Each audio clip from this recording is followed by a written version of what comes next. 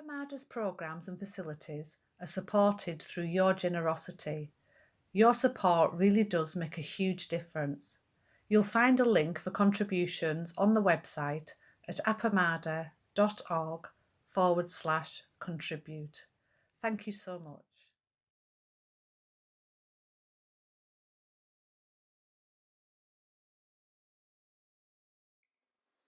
Oh, welcome everybody. It's so good to be with you. I'm so happy to be here. And I'm really happy to be talking about this particular subject that we'll be talking about this week.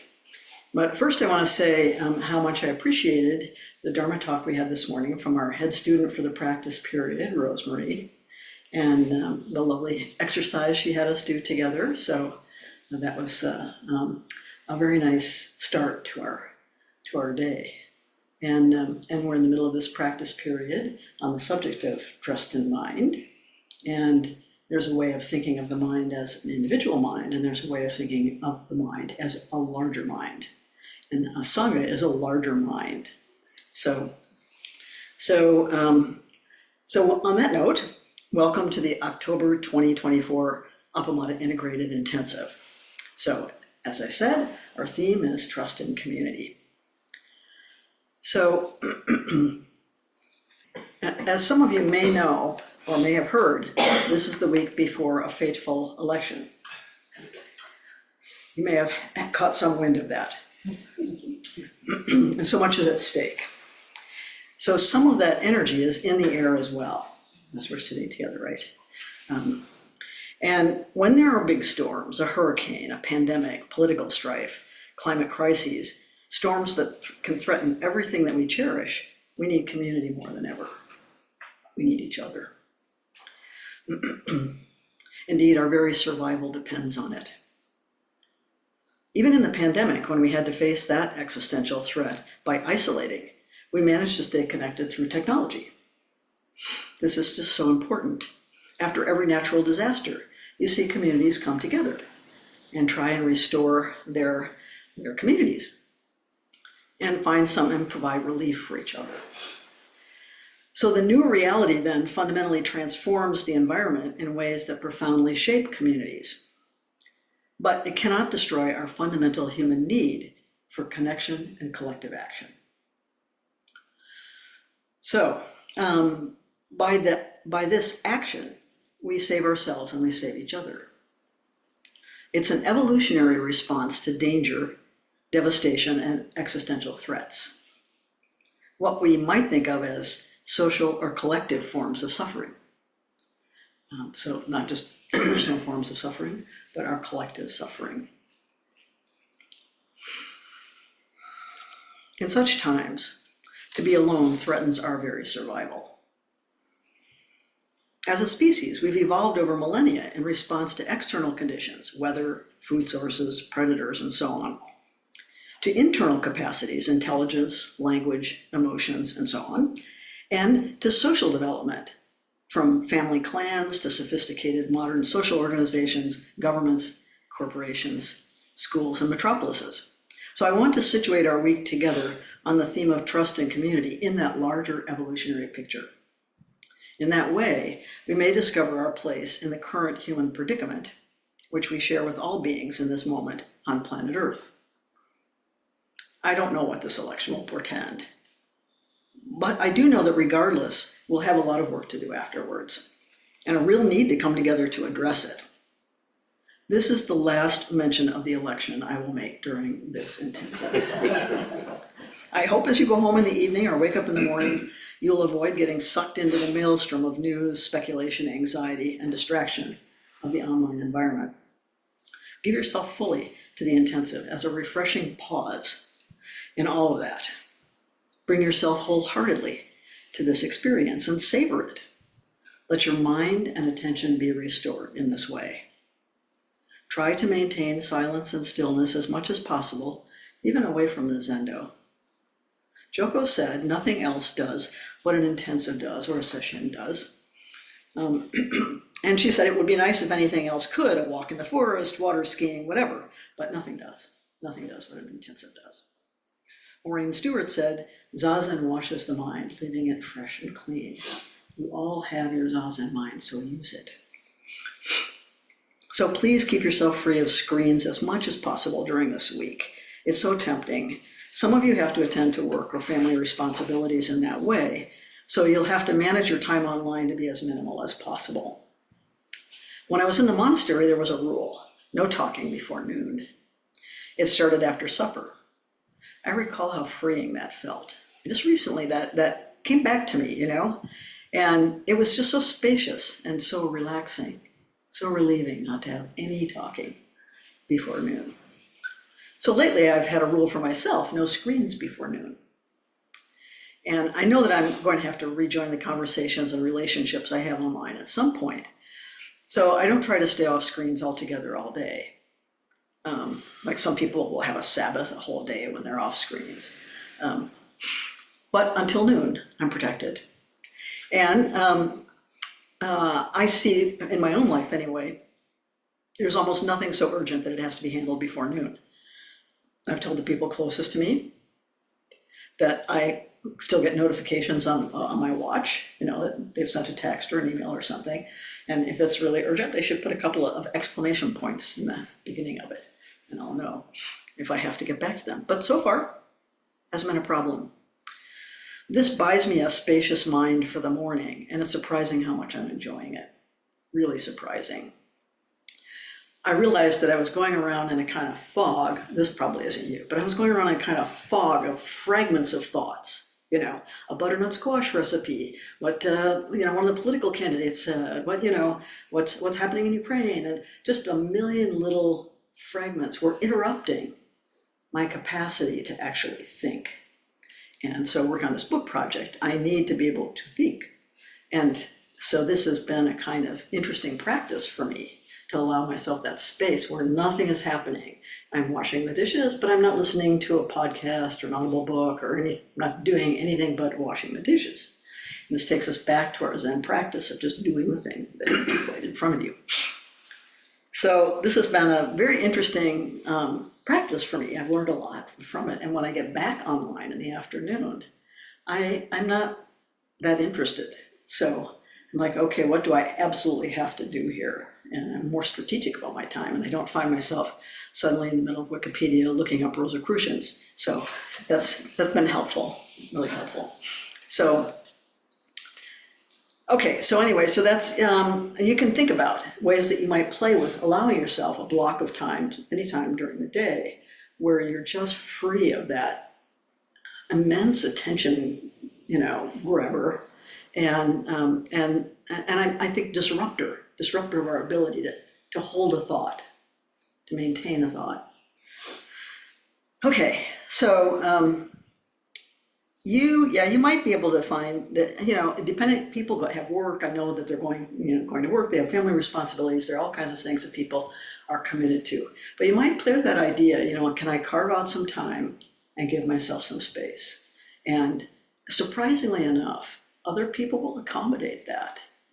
And they begin to, realize, oh yeah, like my next door neighbor will say, well, I wanted to text you, but it was before noon, so. And I'm like, good. There's nothing that urgent in the neighborhood. So, okay, so let's see. So in the same vein, please maintain silence during the intensive itself as much as possible. Of course, when you're in the Appamada grounds and building, as much as possible. And then it's a question of being mindful when you're outside of Appamada, when you're at home or at work or whatever, being mindful about the kinds of things that you're getting engaged in conversation about, and whether it's really essential, or whether it's contributing something, or just thinking about the ways in which we can reduce a lot of the sort of chatter and the kinds of meaningless conversations that we find ourselves in. Okay, so the questions you might ask is it necessary? Is it beneficial? Is it kind? Is it connecting? So those are some ways you can sort of analyze a little bit what kinds of conversations you find yourself in when you're outside here. This is an integrated intensive. People are not, they're not supposed to seclude themselves when they're at home, I mean, you leave in the middle of the day, you're going to work, you're going to take care of your family and everything, and that's weaving the intensive into your everyday life. That's our intention. So, okay. A couple of announcements. Kim will be sitting during the day this week. He'll be sitting all day. From 1 to 3, the Zenda will be open, and anyone who would like to come and sit with him can come in at their, whatever their schedule is fine. Leave whenever they need to. It's not a formal sitting period, so there won't be bells, there won't be kin-hin or anything like that. But you should feel free to come. He'll be walking at his own pace or sitting at his own pace, but he'll be here. So, and it's a great way to show support for someone who's preparing for this kind of ceremony that we're doing at the end of the week. So, I encourage you, if you get an opportunity, and anyone in the Sangha, to take advantage of that, because it's very sweet to sit together with them. That applies online. Yes, it applies online too. Kim will set that up so that you can do that. 1 to 3, Monday through Friday. Saturday, we'll be doing our all-day intensive, so we won't be doing that. Second announcement, starting November 11th, the Depth and Practice Reading Group will begin reading our book, Not to the Appamada Story. And I'm telling everybody about this in every venue I go to, because we would love to have as many people as possible participating in this. So we'll be displaying it on the screen. You don't need to worry about having a copy somehow. And if you're not familiar with Depth and Practice, what we do is we read in turn a paragraph at a time. It's a very slow reading process, but it allows time for anyone to ask a question or make a comment or give any kind of feedback. And I think it's really gets the text into you more deeply, and you get, for me, it will be really valuable if I can hear it in other people's voices as they're reading. If people will raise the questions they have, or tell me where they're confused, or tell me where they have some problem with something, or say, why is this even in here? Because those are the things that I need to know as I'm preparing a book for print, and as I'm moving forward with the rest of the chapters. We're up to chapter 10. I'll have chapter 11 probably in the next maybe 2 weeks or 3 weeks ready for that. So I think I'm far enough ahead of you guys that, I can stay producing text while you're reading. But it'll be tremendously beneficial for me to know what your questions are, what your feedback is, or could this whole section be taken out, or that's helpful. Yeah, so we're not looking for a lot of praise, but just that kind of helpful suggestions that will help us shape it as we go forward. Okay, so let's see. Things that are boring, things that are irritating, you need to know about those things. So I will be in those sessions, in the Depth and Practice sessions. Okay, now I'm going to talk to you a little bit about the chant that we've selected for this intensive, which is called the Eihei Koso Hotsuganmon. So I thought we could read it together to start with. I don't know if people have chant books. They have chant books? Okay. It's on page 38. This will be our chant for service in the morning. We're going to read it, and then I'm going to say a little something about it, but I'll ask it. Comes up for you when you hear it. And I don't know, do we need to put this online for folks online? Do you have copies of the chant book? Eihei Koso Hotsuganmon.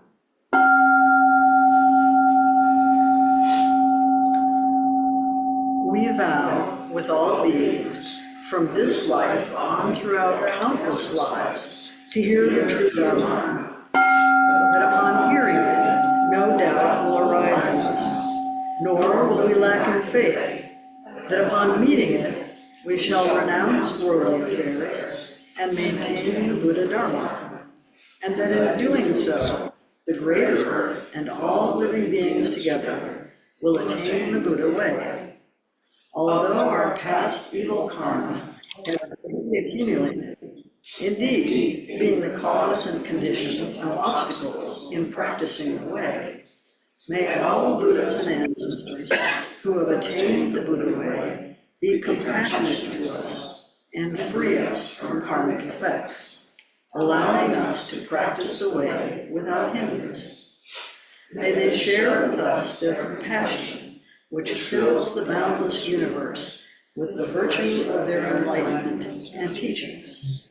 Buddhas and ancestors of old were as we in the future shall be Buddhas and ancestors.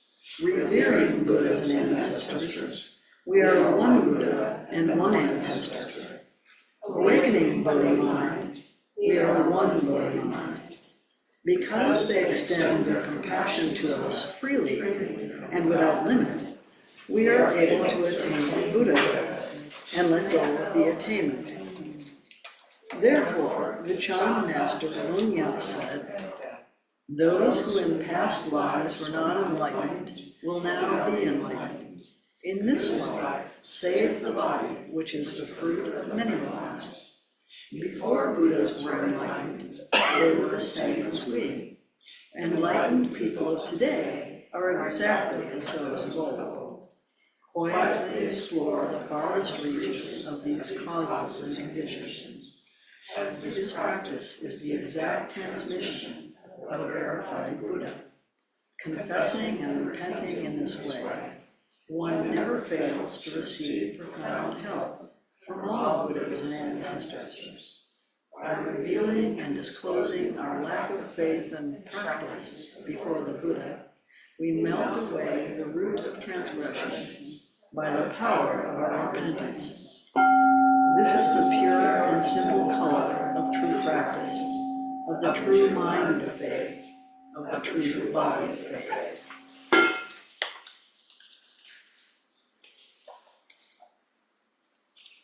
Okay, so I'm interested in what struck you.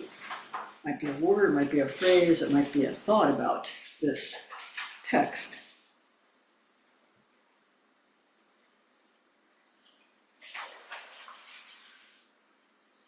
Yeah, Lori. That's a whole phrase that I was paying attention to by revealing. Could you speak up a little bit because it's hard to hear you? By revealing and disclosing our lack of faith and practice before the Buddha, we melt away the root of transgressions by the power of our repentance.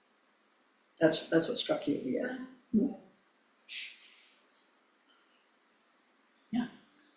In this life, save the body, which is the fruit of many lives.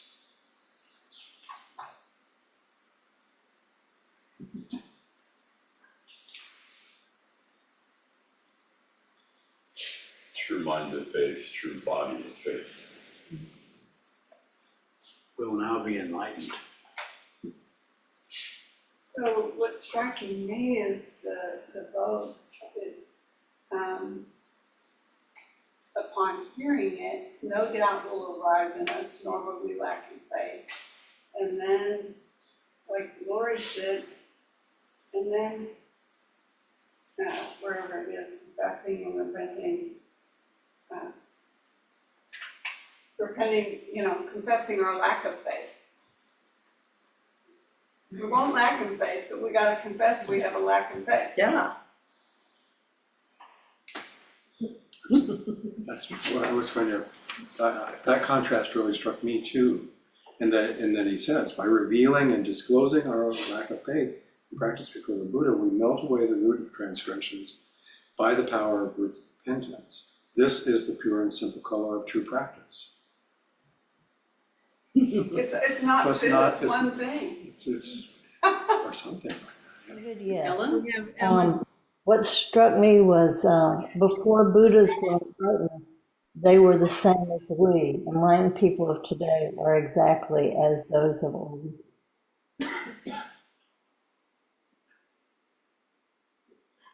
One that got me was confessing and repenting in this way, one never fails to receive profound help.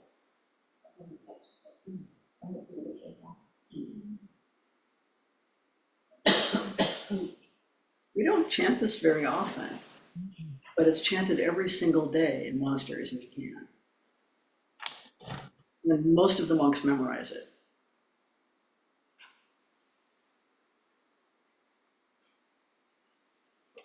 Many things, but now we will read from this life and throughout countless lives to hear the true Dharma.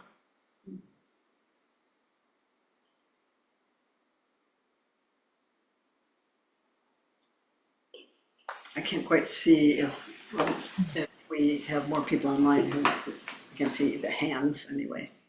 Nobody so far. Okay, all right. So maybe maybe I can share my thoughts, as I've sat with this for quite a long time. And I have I picked this for a reason. So you have so the Sangha is just coming off of an intensive on trust in mind. It was led by Robin and Sandra, right? Am I right about that? As part of this practice period. I picked this chant because it has struck me that all of our vows, our bodhisattva vows, are I vow, right? And this starts how? We vow. This is a vow of a community. This is not an individual vow. This is not your personal vow. This is a vow of a community. So we vow. It's so different. So what do we really mean by vow? That's another charged word for most people, right? That word vow. It's not a promise. It's not a commitment. It's not an idea or anything you can think about, actually, in our sense of the word. It's not a feeling either. A vow doesn't have boundaries or clauses. It's not, if it's not felt in the very marrow or bones, if it's not a swift moving current that carries us, if it's not so audacious that it takes our breath away, it's not yet a vow, it's just an intention or an aspiration, and there's nothing wrong with that. If we can imagine letting it go, giving it up, abandoning it, it is not a vow, it is some kind of promise. That's okay. One day when we least suspect it, our vow will roll over us. It'll be like a wave that tumbles us into the ocean, far from the shoreline and everything we've known before. Then we have no choice but to swim. But it's okay, because we have a life preserver. But how long does this vow last? From this life on throughout countless lives. It's a forever vow. And it's not something that can be undone. So what are we vowing actually as a community? What is it that we're actually vowing together? We vow to hear the true Dharma. We vow to hear the true Dharma. That's what we're doing when we come together, to hear the true Dharma. So it's just about listening with your whole heart and mind, right? And that upon hearing it, no doubt will arise in us. Well, why will no doubt arise? Why do you think no doubt will arise?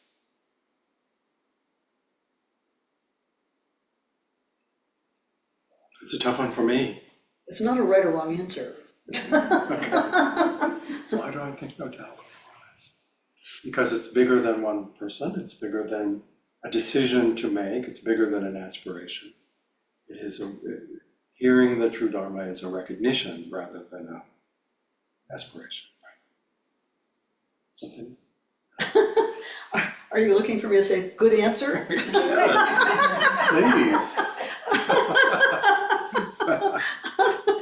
Aren't you over that yet? So, I think no doubt arises because we recognize that it's true.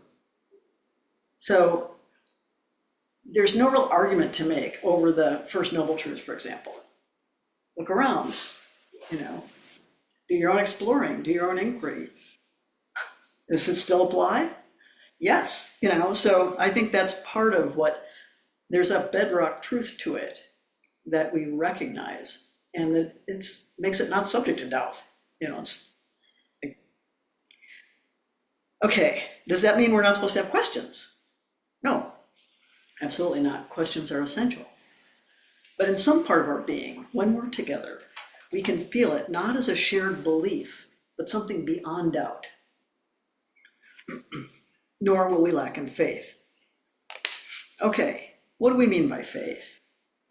This is our ongoing inquiry, right? What does it mean for me on this path? But what does it mean for us together to have faith? Have faith together. We're collectively faithful. Why? What are we faithful to? This is not about your personal beliefs in this formation anyway. It's about the community. The Sangha will not lack in faith. And after all, this is its primary purpose, right? Primary purpose is sharing the Dharma, the truth of the Dharma, the reality of the Dharma. And this is what distinguishes it from a social club, a class, a school of some kind, a book study group, a spa retreat. It's a Sangha. This is what a Sangha is. We shall renounce worldly affairs. So everybody's like, do I have to give up my job? No. Renounce worldly affairs and maintain the Buddha Dharma? No. Leave your home and family? No. Because this is a vow for a community, a vow not to get distracted from our fundamental purpose by becoming a store, a political action committee, a business. In other words, as the Shin Ming puts it, don't get tangled in the things of the world, the distractions, superficial tasks, and meaningless activities we so often find ourselves ensnared in, even as a community. So what then is our purpose as a community? What is it? It's right in the vow.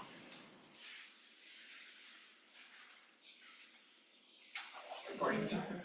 What? To support each other. To maintain the Buddha Dharma. To maintain the Buddha Dharma. So that's a collective aspiration and intention. That's the intention of the community. That's what makes it not just like a club or Buddhist study group or even just a meditation group. It's the Buddha Dharma. So does it mean taking care of the altar? Does it mean observing forms and ceremonies? Does it mean sweeping the walks? What it is exactly? It's that whole package. It's all of that. Seeing teachers and practice discussion, going to a Dharma talk, like all of those things. It's all inclusive.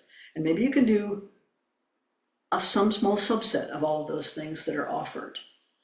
But that's fine, But it's about this practice coming together as a Sangha to care for each other and to care for this place. And to remember our vows, and that includes taking care of the altar, observing the forms and ceremonies, sweeping the walks, includes all of those things. And that in doing so, the great earth and all living beings together will attain the Buddha way. Not just people, all living beings together. Trees also, right? But what is that Buddha way? It's the vow for awakening, for the relief of suffering and liberation, the path of wisdom, compassion, connection, and care. The Buddha did not claim to be a king, a prophet, or a sage, or some kind of spiritual superhero. When he was asked what he was, he said, I am awake. I am awake. Furthermore, when he awakened, he declared, I, together with all beings, awaken. That doesn't mean just the ones that were around him in the moment. All beings. That means throughout space and time, at least in the Mahayana tradition. So, okay, we're still in the prologue. This is the prologue, basically. It's the setup. Although our past evil karma, and here I'm not thinking so much about our personal missteps and errors and unwholesome thoughts and words and actions. I'm thinking collectively, our shared karma. And we're carrying forward past evil karma, as we know, from a history of racism and misogyny and colonial oppression and conquest and war, aggression, environmental exploitation, and the whole host of human ills that we carry as part of our karmic consequences. which indeed has greatly accumulated. And furthermore, even in the present time, we are busy continuing to generate collective karma through the same systemic mechanisms.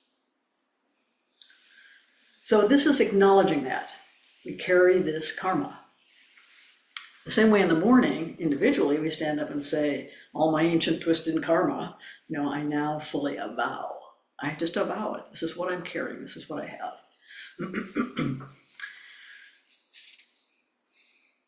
All right. Indeed, being the cause and condition of obstacles in practicing the way, the residue of that karma afflicts us still and certainly creates obstacles, cultural blindness, powerlessness, avoidance, and denial.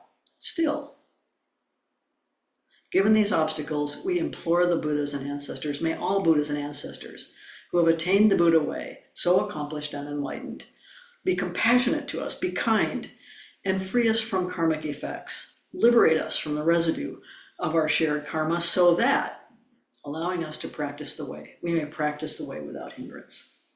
So, what are the collective hindrances? Do the classic hindrances, sense, desires, ill will, torpor, agitation, and remorse and doubt apply at the level of community? I think they do. I like the term hindrance because it feels like something that is in the way but can be overcome, whereas obstacle feels more substantial and maybe even totally blocking us. Hindrance in that way is a kind of a more like a nuisance that slows us down or inconveniences us, rather than an impenetrable wall. Still, it slows us down and distracts us, drains our energy and attention. And this can happen in community as well as for us individually, right? We can get distracted. Okay, so when a community becomes distracted in these ways, what happens? It can't serve its fundamental purpose. So we're all familiar with communities where people have, sort of devolved into gossip and backbiting and, problematic behaviors, and that community cannot fulfill its real, genuine function that way. Okay, may they share with us their compassion, which fills the boundless universe with the virtue of their enlightenment and teachings. This is the end of the prologue, which traditionally invokes the support and compassion of those enlightened ones who have come before us. And what comes next is the pith of the teaching. So this Hotsuganmon form is a kind of generic form. There were Hotsuganmons before Dogen. This is Dogen's. And there were many that came after because they were quite inspired by his. So this is a traditional kind of a prologue which says, yes, although we have all this evil karma, please support us in hearing the Dharma. Please support us in the way. Okay, here's the real point that Dogen is trying to make. Buddhas and ancestors of old were as we. This is a radical concept, right? They're exactly as we. And notice it doesn't say Buddhas and ancestors of old were as I, right? Nor does it simply refer to the Buddha. They're an assembly, as we are, the Buddhas and ancestors. They're an assembly. We in the future shall be Buddhas and ancestors. This is the promise for every single one of us and our community. When we recognize the profound teachings of the Dharma, we are no longer separate, no longer the ones yearning for what they have realized. It is a visionary perspective. Future generations will look back on us. What will they see? Our blunders and mistakes? They will see Buddhas and ancestors, which is a startling thought. We are not separate beings. So when I first encountered this, I found this like absolutely stunning. This idea that, the Buddhas were just like we were. They were, the Buddhas and ancestors were sitting around with their knees aching and their back hurting and thinking, am I getting anywhere? Is this doing anything? Am I having enough progress or anything? So I found this so incredibly hopeful. And even better, revering Buddhas and ancestors, we are one Buddha and one ancestor. There's no distinction, there's no separation. We're not two in the deepest way. We're one Buddha and one ancestor as Sangha. Awakening Bodhi mind, we are one Bodhi mind. Awakening together, we are one Bodhi mind, as one, as Sangha. Because they extend their compassion to us, so we realize that it is through their compassion that we are able to ultimately attain Buddhahood. freely and without limit. But wait. How can the compassion of the Buddhas and ancestors long dead extend all the way to the present day to us? Well, think of all the generations to come, their struggles and trouble and suffering. I think even of future students of the Dharma, sincere, confused, sitting zazen with knee pain, with back pain, distraction, boredom, sleepiness. Don't you feel yourself extending encouragement and compassion toward them? Don't you just kind of wish they will have a good experience and that they will find themselves on the way? I think that's what's happening. So we are able to attain Buddhahood, and what is realized is not my attainment, not my special state of consciousness. It's that awakened being shot through the entire universe. And let go of the attainment. We are able to let go of the attainment because it does not belong to me. So therefore, the Chan master Lungya said, and here I'll say a little bit about Lungya. He lived 835 to 923. These are very, very old texts. He was a successor of Soto founder Dongshan Dongji, and Dogen praises this Chan master a lot in his writing as a founding ancestor of his family lineage. So, in any event, here's what Lungya says. Those who in past lives were not enlightened will now be enlightened. So there's another translation, which goes like this, also good. If you did not attain awakening in the past, do so now. Liberate this body that's the culmination of many lifetimes. Before awakening, the ancient Buddhas were like us. When awakened, we will be like those of old. So I love that, you know, if you didn't manage to attain awakening in the past, just do so now. So in this life, save the body, which is the fruit of many lives. What is this body? It's not talking about your individual material body. It's talking about the body of Sangha, right?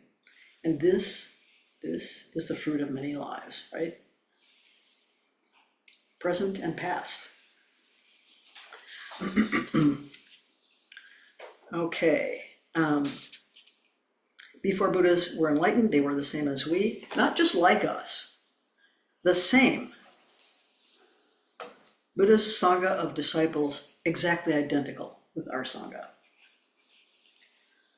So there is I think a book by David Brazier that talks about the idea that enlightenment has also changed over time.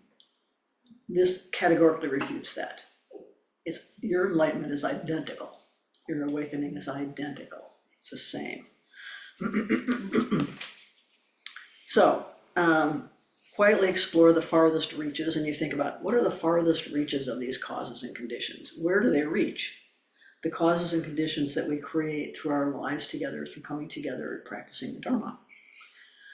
And what makes that exploring worthwhile? That's what why do we keep coming together and doing this? Why do we find this worthwhile? That's the sort of ongoing inquiry. As this practice is the exact transmission of a verified Buddha. So what is the transmission of a verified Buddha? I once asked Roko Osho, who's a Rinzai teacher, I said to her, what is it exactly that is transmitted in transmission?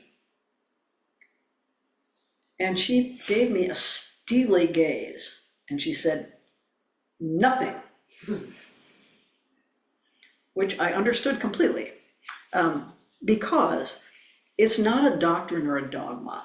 It's not a blinding flash of insight. It's not a transformation of consciousness or some experience of oneness with the universe. That's not what's getting transmitted. This practice is the exact transmission of a verified Buddha. This practice is the exact transmission of a verified Buddha. Don't look for hidden meanings, esoteric teachings, meditative techniques, exalted wisdom. This practice, the ordinary practice of Zazen we do together every weekday morning, every Wednesday evening, every Sunday, this is the exact transmission of a verified Buddha. Confessing and repenting in this way Well, here, this is triggering for a lot of former Christians, because these terms are so loaded in the Christian tradition, and because they're so saturated and permeated with notions of sin. And this is an entirely different meaning for this set of words. So that's what I'm going to explain now. We're not confessing our sins or repenting in shame at being sinners. Rather, in Buddhism, confession and repentance are honest admissions that we are incomplete, that we fall short of our own aspirations and vows. And this is an entirely human quality. It's basically saying, truthfully, sometimes I'm not fully expressing myself as Buddha. And this, not the lack of some inherent quality or attainment, is the only thing that distinguishes an ordinary human from a Buddha. I'm simply acknowledging a fact, acknowledging our incompleteness, our shortcomings, and realizing our true nature, our intermittent commitment and practice. Because of past karma, we are limited and we are still sometimes caught in our own conditioning, and because of this, we falter in fully expressing our Buddhahood. We are struggling with our addiction to the three poisons of greed, hostility, and ignorance. So one never fails to receive profound help. One never fails to receive profound help. I've been doing this since 1966, you can do the math. Never failed to receive profound help. It's so surprising. But I think you have to understand what that means. We recognize that no one can really realize this path alone. The community itself receives profound help from all Buddhas and ancestors. This is the support that we feel when we come together. Well, how can they help us? They're all dead. They never even knew us. The only thing they've left us is these three treasures: the Buddha, the light within us, the Dharma, his luminous teachings, and the Sangha. That would be us, our companions on the spiritual path. Can we really receive help from these three resources, even as flawed as we are? What is the necessary ingredient for us to do so? Trust and practice. So, by revealing and disclosing our lack of faith, and our honesty and our courage in facing all the ways we fall short of our aspirations, our best intentions, and our vows, and practice before the Buddha, we melt away the root of transgressions. We melt away the root of transgressions. So what's the actual root of transgressions? Have you thought about that?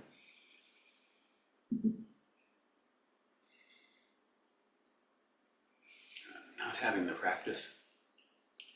I think that's one way to think about it. Personally, I would say it's our egoic attachment to our sense of self and our sense of separateness from all existence. That's the root right there. That's the root of greed. That's the root of hostility. That's the root of ignorance. They're not sins. They're all the ways we can stray away from our true nature, our unique expression of the creative intelligence of the universe.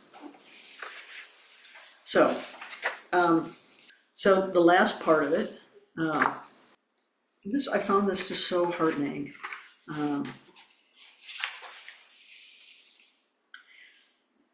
This is the pure and simple color of true practice, of the true mind of faith, of the true body of faith. Again, not our individual body, our Sangha body. This is the true, pure and simple color of true practice.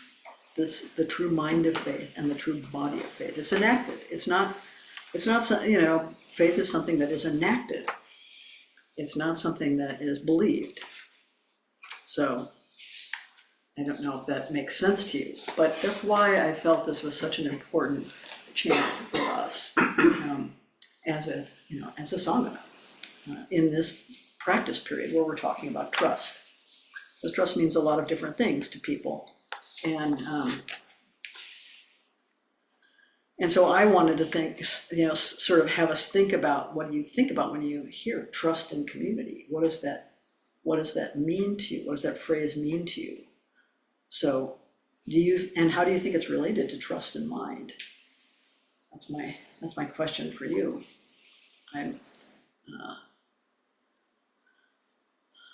yeah, I'm thinking about this concept of trust is so important now, and it's so difficult. There's so much erosion of our trust in each other, and so much working against our capacity to trust institutions, groups, organizations. So that's why I felt this was really an important topic for our practice period, to think also of how important it is. And also feels to me like a very, very important that it be grounded in an ethical foundation, in a foundation that has a moral compass, right? That has a sense of what's wholesome and what's unwholesome. And that really begins to build all of the tiny little filaments of trust that gradually make the fabric of a community. So that's why I was thinking this is a kind of important topic for us. Lori? Yeah, I was thinking this trust in community, it seems like the underlying is, you can't do this practice alone. It's not just me out here thinking I can do this or I can do that. It's every interaction and how we work the practice between us that really that's what causes movement. Yeah, I think so. It's fairly easy when you're sitting alone. You're not don't have any friction in the system, right? There's no, you have a little knee pain. I'm great. Yeah. I never fight with anybody. Right. That's not even true. But when we come together, we have this great opportunity to practice relating, despite the fact that a lot of us have a history or a lot of conditioning that is problematic, creates hindrances in our capacity for relating, for genuine relating. And so, as I said, as I say all the time, anyone who comes to Appamada or any Sangha, imagining they're going to find a bunch of enlightened beings, is like someone going to a hospital imagining they're going to find a bunch of healthy beings. People are here because that's what they're looking for, is ways to develop and evolve through all the conditioning that they're carrying. Yeah. You're kind of talking about exactly what's been going through my mind in this minute, that for me is sort of one of my learning curves is learning how to be vulnerable. And I have to learn how to do that with people I trust. I mean, if I do that with somebody I can't trust and it backfires on me, then, I'm way back. Yeah. So it's a way for me to grow and to practice and to feel held when I feel really vulnerable and exposed, which is very hard for me. Yeah, I think that's very beautiful to say it that way, because it's very hard for everyone without exception. And we always feel like we're a special case of the one who can't actually do this, And I think it's wonderful when we come together and we have this, even these little exercises, like the great exercise that Rosemary had us do, helps us connect with another person around something that's deeply felt. And it's in, I would say, bite-sized pieces, so that we can explore and experiment with that. Being vulnerable, okay, it's like a little experiment. Oh, that worked out, And you're right, it is really helpful to have a lot of trust built into the container. It doesn't mean it's always safe, because people are people. They're gonna rub each other the wrong way, they're gonna say the wrong thing, they're gonna be insensitive, they're gonna step on somebody's toes. What matters is, what do we do with that? Do we say, and this is a community where we're learning how to be with all of that. So within the community, I can learn what to do with all that. Exactly. With people who can hold me. And in cognitive science, they talk about unkind environments, and unkind environments are where mistakes have heavy penalties. Aircraft carriers now, nuclear reactors, high penalties for mistakes. So they build a lot of redundancies in to make those environments safer, but still an unkind environment because the penalties are too strong. We want one is a kind environment where there aren't penalties for people making mistakes when they're trying to sort themselves out, trying to figure out how to be relational, and that they're encouraged, like, but they're encouraged by sort of the reality, that didn't work out so well, or, oh, that person got really annoyed, So you get a sense of the reality of the situation, right? But it's without penalty, it's without punishment. And that was the most shocking thing that I discovered in this practice, because it had never occurred in my environment before that a mistake was not something that was pounced on and cause for humiliation, a cause for punishment, a cause for all kinds of unfortunate events. So what that breeds is a certain kind of person who wants to be really good, wants to be really safe, wants to not want to make mistakes. And then there's a loss, right? There's a loss in the kinds of freedom you might have in your relationships. Yeah, Susan. I was wondering if you could talk, one of the words I was stumbling over in this was the word faith. And I wondered if you, because I associated, from Christian tradition of what it means to have faith. Yeah. And it is belief in things. So I was just wondering if you could elaborate on. I love that definition of faith as what you put your heart on. It's not, I think it's unfortunate in a way that we've got all these connotations from other religious traditions about it, because it is not about doctrine, it's not about having faith in a story or a doctrine. It's more, I would say, this is trustworthy. It's basically like, I feel this is trustworthy. So I've pounded on this Dharma for 60 some years, and found it extremely trustworthy. And I think so I have faith. I wouldn't be teaching if I didn't have complete faith in the Dharma, total complete faith in the Dharma. And that's never ever been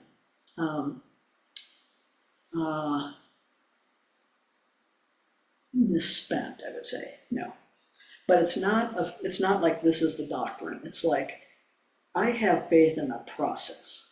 I have complete faith. I feel like if people keep coming back and sitting together, all they have to do is come back and sit together, the process will work itself. And it will reveal to them that connection to the Dharma and to the Sangha in their own way. It's not telling them how it's going to be. It's more like in their own way. So it's not about believing a story. It's not about some kind of principles or something, So we always run into this when we're teaching, for example, the precepts, which easily map onto what other people know as the 10 Commandments or something like that, and to teach them in the way that the Buddha taught them as pristine gifts. Because when I refrain from harming, I give others the gift of fearlessness. And in turn, I become fearless. So to me, once I learned that formulation, well, these are pristine gifts, it's not about not something not to do. It's not a commandment, in other words. It's like, oh, this is, I have the interest of freeing all beings. I'm going to free all beings from me, from my stuff. Yeah. So I think it has a different valence. It means the same thing, which is that this quality of putting your heart on, but it's not attached to something. So you might almost call it confidence, like a certain confidence that if people keep coming back, I mean, I've seen this now enough over many years. If people keep coming back, if they keep sitting, if they keep connecting with each other and just sit together even, that this process, I have complete confidence in the process. If they ask questions, if they, yeah. I think Rosemary might have her hand up. Rosemary? Yes, let me just do this. Okay, hi, thank you. Yes, I had a few things on trust that came up for me. One is I find that well, especially if there's a conflict, if I keep the connection open and keep asking and expressing and, getting curious, and if I keep that connection going, and that's hard, because, we are human and we have feelings and all of that, and conditioning and all of that. And the other, oh yes, and if in the meantime, before there's that communication, stories get built up. And so I also, I'm noticing them sooner and shutting them down sooner. And that, to me, that also allows the trust to have space to be there and grow. When that can happen. There was a third one. Oh, assuming, and also in the meantime of not having the conversation, that the other person has the best intentions. Yeah. Until we know it's, Yeah. Yeah. I think that's so interesting. What you said about curiosity is absolutely crucial. Once you realize that what you've done is created a cartoon in your head of another person, and you're relating to the cartoon, then you realize it's so two-dimensional. It's so not the whole person, all that's there. Get curious about what's missing. What do I not know about the situation, about the person? And that curiosity keeps you open to it, right? And keeps you open to the connection. But for many of us, our conditioning is such that any disagreement meant a rupture in the relationship, or any having your own mind, for example, meant a rupture in the relationship. Certainly disagreeing or any conflict was, life-threatening under those circumstances. So coming out of that kind of conditioning, of course, we have to really work to stay connected when we would rather flee, or when we would rather do almost anything else, or even fight. But that connection is so important. Even when you have to say no and stay connected, that's the challenge, right? Yeah, so that's really such a good point, Rosemarie. Yeah. thank you. And just the awareness, self-awareness, the beginning to see, oh, this is what I do. This is what I do. And from that point, you have sort of some leverage for beginning to work with that. Everything's workable. You're beginning to work with that. And just as you were saying, these small experiments in mindfulness and connecting are so helpful in that, and building that capacity to trust. We don't trust that relationships are resilient, that we screw up all the time, hurt people's feelings inadvertently, do insensitive things. And this was always my dread, and why I always felt like it was better to have fewer friends than more friends whose feelings you can hurt and whose birthdays you can forget. Like that seemed like just, impossibility to me. Like more than two friends, you've got a lot to manage there, You're gonna disappoint them, they're not gonna wanna be with you, So if you carry a lot of that conditioning, the song is just like the great little workshop for that. It's kind of an opportunity to play with that and loosen up some of the fraught quality of it, that kind of contraction around our conditioning that we get. So, yes. I'm just struck also in what you were saying, that the language from right use of power is a wonderful tool for recognizing when ruptures arise, how to communicate, how to stay in relationship, and how to communicate about the sources of them that are not personalized. Yes. Yeah. When people can point to power differentials and describe what arises out of those in ways that produce discomfort or even hurt, that really helps a lot. or at least for me. I think the main thing that language really helps us do is to tackle those questions openly without shame or blame. Mhm. So it's so difficult when we talk about power and the issues around power. It's so difficult to avoid the shame and blame that is associated with that, and to find literally right uses of power and the ways that, and one of the reasons we teach it, and we teach it every time we start a new council, we teach right use of power to that council, because it's really important that we have a shared cultural understanding in the Sangha that these are things we can talk about, that these are things that we have a language for that, and we have a process for repair. We have, a way to address the kinds of things that in other situations, I don't think we would ever get to actually repair or work on. It's just. Or the power overlay stays in place. Yeah. And distorts everything else. Yeah, exactly. And so, and because in so many situations, talking about power is so fraught, and then people assume a bunch of shame and blame and recriminations and so forth. Just to mention that someone has power in spiritual communities is often really taboo. So that's why it's a good thing to teach. So we're pretty close to the end of our time, yes? We're 5 minutes over. Okay, so we'll put things back. We'll have 10 minutes of walking meditation, then we'll come back and sit. Yeah.